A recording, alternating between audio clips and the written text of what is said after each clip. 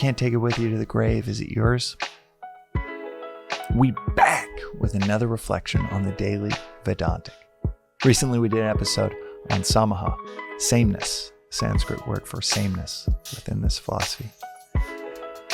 One of my other reflective words, which is the opposite of sameness or seeing no otherness, experiencing no otherness, is mamaha.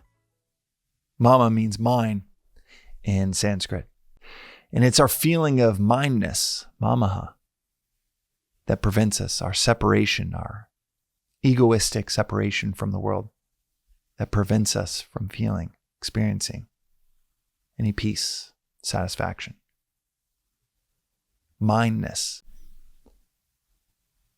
This is encouraged nearly every direction in modern world we live in, where it's all about possession and possessing more, holding on to your possessions, not losing them.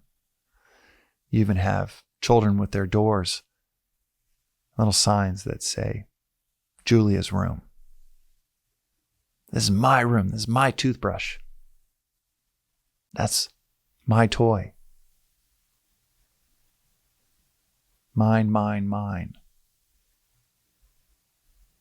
Turns out these mines,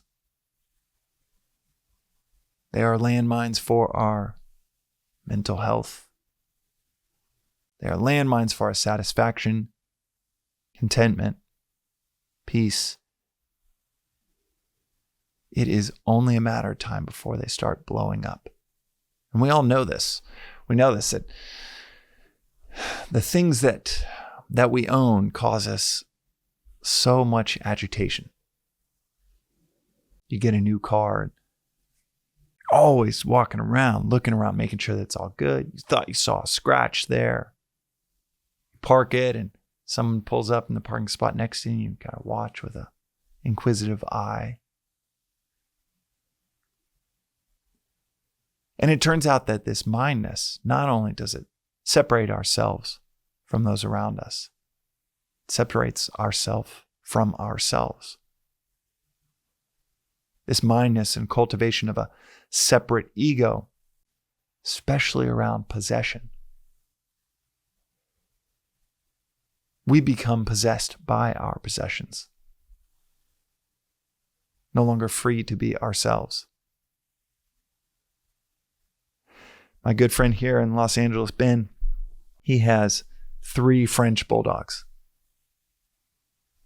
And he takes them everywhere. But he takes them everywhere reluctantly because they tear up his house if he doesn't take them to his office. Luckily, he runs his own business, so he's able to get away with taking 3 dogs to work. But every cookout, every pool party, every surf contest, he's got to take his 3 dogs with him everywhere. He'll invite me to go surfing, and the reason I don't want to get in his car is because I know that there's going to be not only 3 dogs in it, but the whole thing is padded. His really nice Range Rover is padded disgustingly with dog hair and pads to keep the dogs from clawing at the seats. $100,000 cars relegated to something that I don't want to be in at all. And there are only so many things that he can go do or can't go do because he's always talking about having to get back to feed the dogs. If he pops over for a walk or a coffee, so often what we own those things end up owning us. Possessed, kept from ourselves and kept from our peace. This sense of separation, as well, this egoistic sense of separation, that is the illusion. That is our ignorance, and that is the veil that keeps us from seeing the unity between all things. That disunity, that sense of separation, that distance, That is the distance between us and the divine. All starting from this seemingly innocuous but insidious notion of mindness. It keeps those that we love from becoming who they can be. When we see our children as, that's my child, you're mine, destroys the relationship. It doesn't generate energy within that relationship. It dissipates that energy, destroys a groove and momentum of a healthy relationship when it is a possessive one. You take what you know is a mindness that would push any potential mate away in the dating game. That mindness, that attachment pushes people away. But when it's applied to children and they can't get away, you just have immense disharmony brewing. And the most minimal obligation, daughter saying, okay, love you, bye, hanging up. The most minimal obligation might be met between child and parent. But the richness of that relationship, what that child really wants, gone, destroyed. All because of this possessive mindness. It's the same for building a company. This is my company. Destroys all agency. Of all of the capable team members that could be highly competent in running their work streams or their parts of the company, it's destroyed. Your best people leave because of this mindness. What happens if we take the opposite approach? This is ours. That child is just, you are a temporary steward. Given the duty of a temporary steward of that child's development, which is so obviously the case. You won't live forever. They won't be in your house forever. It'll actually feel like a blink of an eye. You only have this temporary phase, window of guiding them before they're an adult and they're leading their own lives. This openness to this isn't my company, this is our company. Not even our company. These are just roles our community is calling us to play to provide this service for the community. This is the customer's company.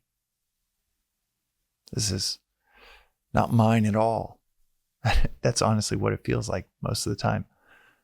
I remember someone saying, man, what does it feel like to be CEO of your own company? And at the time, there's maybe 27 or 2,800 employees, and I felt like, dude, I feel like I've got 100 bosses. 15 meetings a day where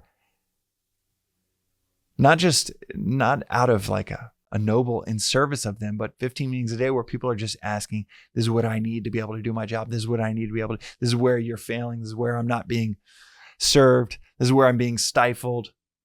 This is where you're destroying my sense of agency or this team's initiative by coming in and saying we should tear up all the roots of what you've been planting. Let's do it this way. And they were right. Every one of them was right. And it was the disharmony of me thinking it's mine and them wanting it to be theirs. Mindness. Mamaha.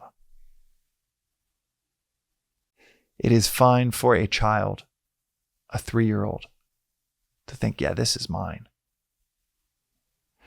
But as we grow up, as we evolve, as our awareness grows, to think anything is ours, mine. If you can't take it with you to the grave, is it yours? If you're one of 1,000 different people that had an aspect into bringing about that financial outcome, is it yours?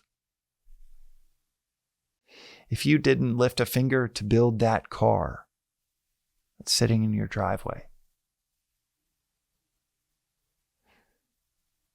paid for it, but you didn't build it. It required 20,000 different people to make it. 100,000 different ingredients and different parts, manufacturing capabilities and technologies to bring it about. Is it really yours? This life that you are a part of, that you have a role to play, but in so many ways had nothing to do with all of these different variables and circumstances around you.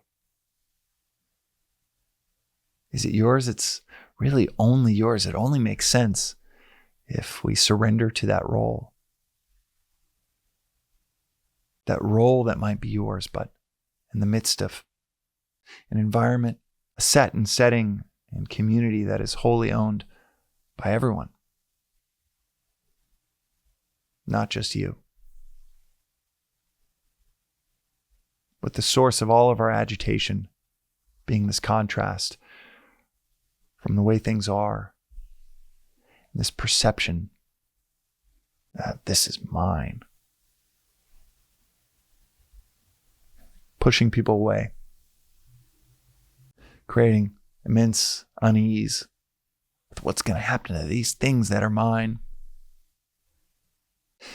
Out there surfing, being like, that was my wave, destroying the bliss, being out the ocean, the beach, under the sun, destroyed by this false notion of that mofo took my wave.